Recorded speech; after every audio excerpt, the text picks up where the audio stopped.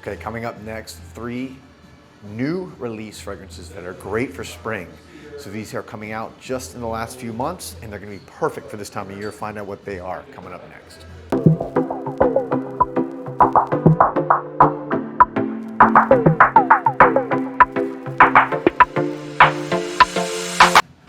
Welcome back, everybody, to Joel the Nose, and here I am. You can see at Osme Perfumery again, one of my favorite places in the world. And today I'm going to be introducing you to 3 amazing new perfumes from amazing niche houses that are great for spring, summer time. And so these are ones that you probably maybe have not necessarily seen in a lot of the top spring videos because they are new. And I wanted to introduce you to some of the ones that are not necessarily on everyone's radar. And the first one I'm going to introduce you to is from a house, which is very interesting. This is Maison Mataha, or Mataha. And this is Printemps Blanc. Printemps Blanc, which is basically white spring, right? So this is right in the name. And here you go. You can see this beautiful bottle. Classic French simple elegance, and this is one of those fragrances that, oh boy, it's really intriguing to me because when I saw the name, I'm like, okay, this is going to be a white spring, white floral fragrance, and it is that, but it's also a gourmand. And I was talking about this with Maurice just a few minutes ago, that Maison, this house, is basically a gourmand-only house. And every fragrance I've ever smelled from them is a gourmand. Like some of them very thick, very rich, very edible gourmand fragrances. And this to me is kind of the lightest of the gourmand heavy fragrances they have. So if you're looking for a gourmand fragrance and you're not sure because, you know, gourmand sometimes is not for everybody, this is a great introduction to the gourmand world because it is still kind of floral, lighter, but you definitely can smell that edible gourmand quality. And so the notes on this, just so you know, are orange blossom, grapefruit, jasmine, white tea, vanilla, sandalwood. And I actually have it right here on this hand. I'll spray it again so you guys can kind of see my reaction. Yeah, it's, I don't know how you get gourmand out of those notes, but they somehow do. They must have a central note that they have through all their fragrances, you know, so you know it's a Maison fragrance because you get that spring orange blossom light quality, but there's an absolute undercurrent of gourmand running through it. Something sweet, something a little bit, how do I say it? Like, not like a heavy gourmand, but definitely a light gourmand, and that's what's interesting to me about this, and that's why I wanted to put it on this video. So again, if you like gourmands, if you like spring fragrances, this is a really good combination of the two.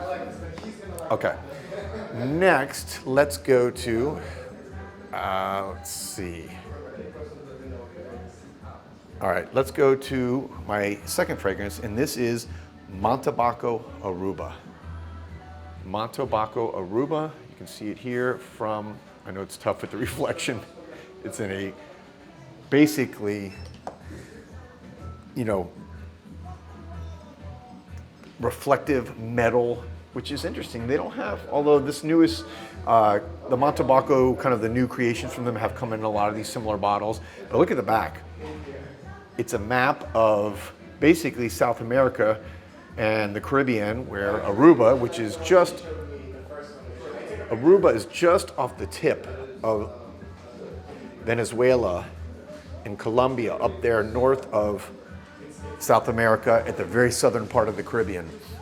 So again, the reason why I brought this one on is because this is, the Montabaco series typically is kind of a tobacco heavy fragrance, and some of them are very heavy, and this one is more lighter. Again, I think the Aruba reference, so it's kind of got this beachy quality, it's got this lighter quality, it's got a little bit of this marine quality, but the notes here are orange, bergamot, grapefruit, magnolia, violet, rose, jasmine, tobacco leaf, sandalwood, which is a synthetic sandalwood. I've used it in my own fragrances, cardamom, and leather. So you still have that kind of leather to tobacco scent that all of the Montabacos, or most of them, have for Ormond Jane.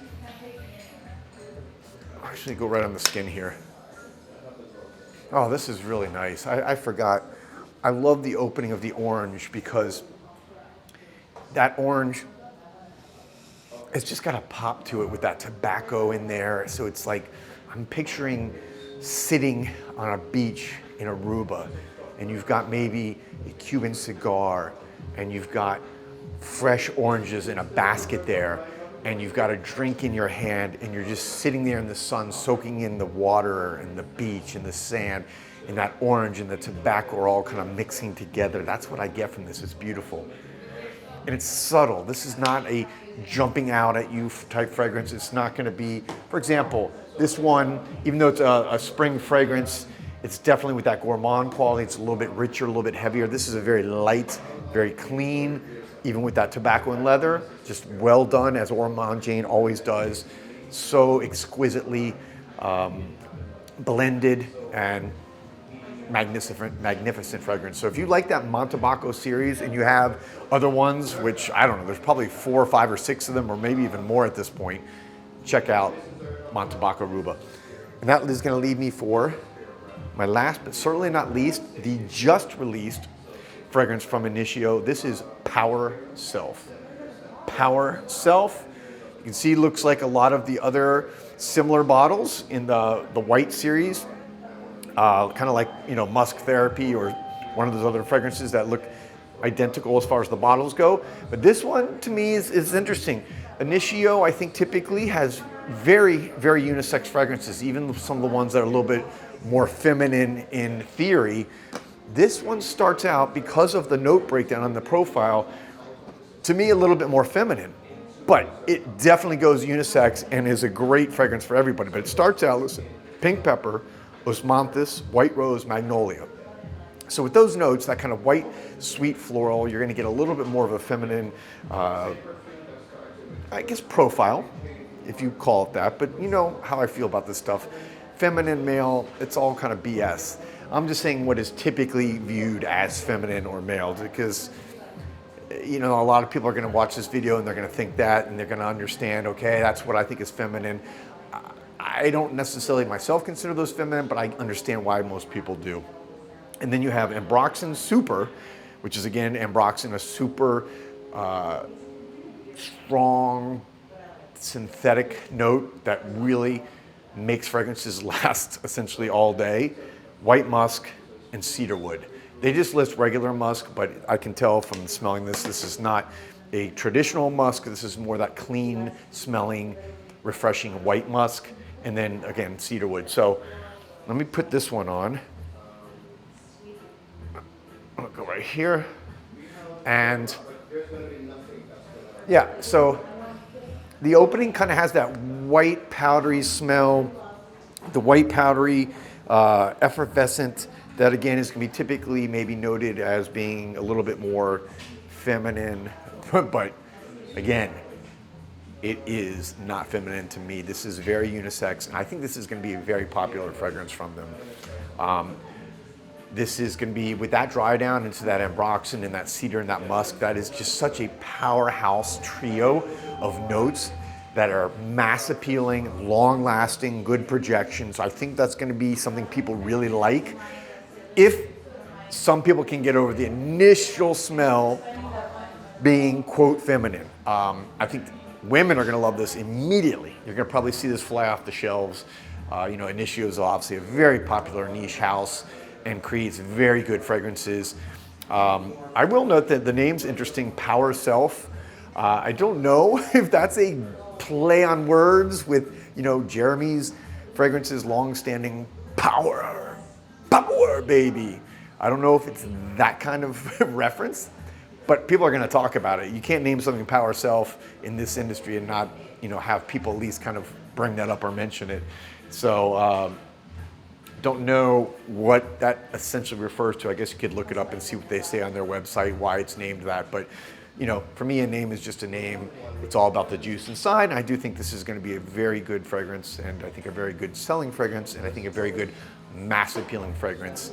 I think of the three, the most unique as far as spring fragrance. And by the way, because of that white floral and that just very good kind of you know, spring type fragrance notes, that's why I listed that here today as one of my favorite new spring fragrances. But I do think this one is going to be the most unique. So if you're looking for the most unique spring fragrance, that's going to be it. If you're looking for the most